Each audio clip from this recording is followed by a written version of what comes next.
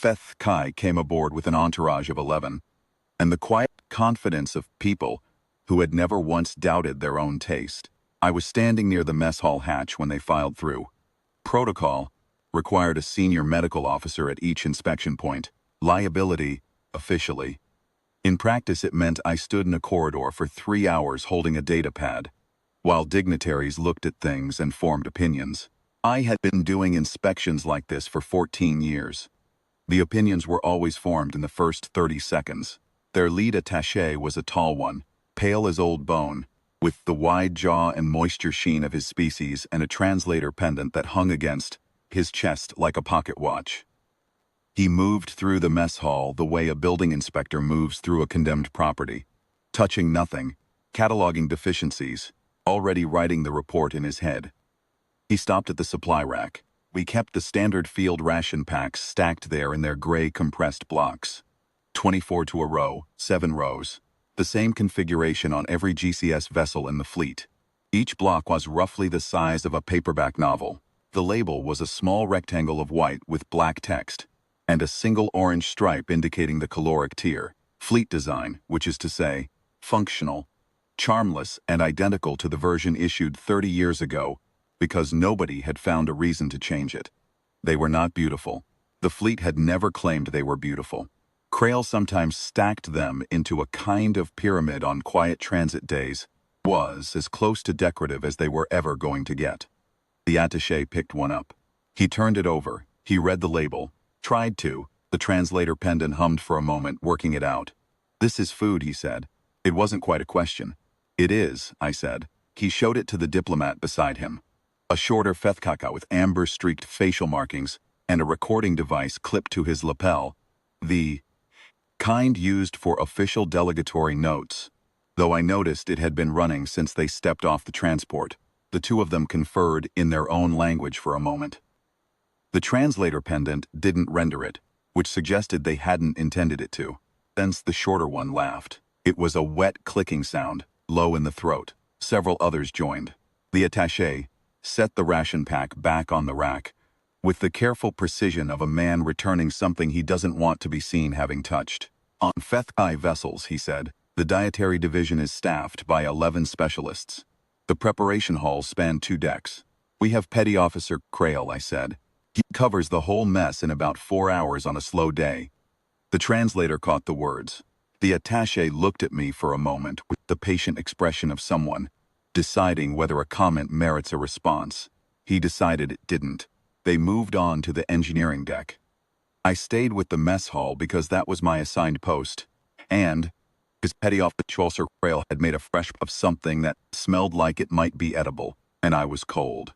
The formal dinner was aboard their vessel, the Pheth'kai Sovereign of Consideration, a name that took the translator 4 seconds to render. It was an enormous ship, as their vessels tended to be. Preparation halls were indeed across 2 decks. I saw them on the way to the dining chamber. They smelled extraordinary. We'll give them that. I had not been invited to the dinner. Senior medical officers are support staff. The diplomats and the captain attend these things, while the rest of us stand by on our own ships, in case something goes wrong. I was in the Harrow medical bay with a cup of broth made from a dissolved ration pack. Crail's trick for cold evenings, when the comm crackled. It was Lieutenant Voss from the diplomatic team. Her voice had the particular flatness of someone working very hard not to sound alarmed. "Dr. Maines, we have a situation." "What kind?" "Ambassador Retkaval. He's, they're saying, anaphylactic. Their ship's physician is asking for a cross-species consult. They want you over here." I picked up my field kit. The Pheth'kai medical bay was immaculate. The way expensive things are immaculate. Everything behind glass. Everything labeled in their script. A staff of 4, standing in a row with the frozen posture of people who have just realized the situation exceeds their training. Ambassador Retkaval was on the examination table, wide-jawed and pale even by Pheth'kai standards, his skin doing something wrong at the extremities. His breathing was audible from the hatch. Their ship's physician, a young one, by the look of him, met me at the door.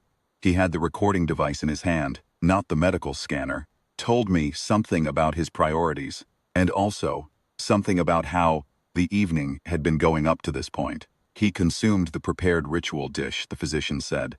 A traditional Pheth'kai celebratory course. It is prepared fresh. What's in it? He listed the ingredients. My translator had some difficulty with 4 of them. Regional organisms? Probably. But the 5th one it rendered without hesitation as a compound in the Kirith family. I knew that name. It had come up in pre-mission xenobiology prep, flagged in yellow. Kirith compounds bind aggressively with certain human analog immune proteins. The flag had been for our protection, not theirs, but the underlying chemistry was the same in reverse. He's reacting to the Kirith, I said. You need to interrupt the bind. Our compound for that is. Not on this ship's, I know. I had already opened the field kit. I have something that will work. I had a fancier dissolving ration pack. I had a heat element. I had a tin cup. I had water from the bay's sterile supply. I dissolved the pack, heated it, and stood there waiting for it to reach the right temperature, while everyone in that immaculate medical bay watched me with a variety of expressions that I did not have time to catalog. One of the 4 staff had put the recording device away. The others hadn't moved. The broth from a standard field ration pack contains, among other things, a buffering compound designed to keep it edible under high metabolic stress. Useful when the person consuming it has been running or frightened, both for an extended period and their system is doing unusual things. Fleet nutritionists had spent 12 years developing it, through a process that involved a great deal of field testing and a great deal of paperwork and very little glamour. It was in every ration block, in every supply rack on every GCS vessel in the fleet, which meant it was also in my field kit, which meant it was also in that tin cup, warming slowly over a heat element in the middle of an alien medical bay, while the ambassador's breathing stayed wrong and nobody in the room said anything. It interrupted the Kirith bind because the bind pathway was the same one the compound was designed, in our species on the other end. Same receptor, different direction. The xenobiology prep team had noted it in passing in a footnote. I doubted anyone in this room had read that footnote. I did not explain any of this while I was making it. There was no reason to. Ambassador Retkaval drank it from the tin cup, sitting up on the examination table, in small sips because his throat was still tight. It took 11 minutes. By the end, his color had come back, and the sound had gone out of his breathing. The attaché was standing at the back of the bay. I had not noticed him come in. He was watching the tin cup. When the ambassador was stable, I handed the field kit back to the Pheth'kai physician, the remaining pack blocks, the heat element, the sterile water, and explained the dosage in case of recurrence. The physician wrote it down. He wrote down the name of the ration pack. I watched him do it. Back on the harrow. Finished my broth. It had gone cold. I reheated it in the same tin cup because it was the cup that was closest. Lieutenant Voss stopped by the medical bay an hour later to debrief. She had a slightly dazed quality that I recognized as the aftermath of a very long diplomatic evening compressed into a very short emotional range. They want to purchase 600 standard field ration packs, she said. They're medical stores. That's a standard GCS order form, I said. Quartermaster can handle it. Voss looked at me for a moment.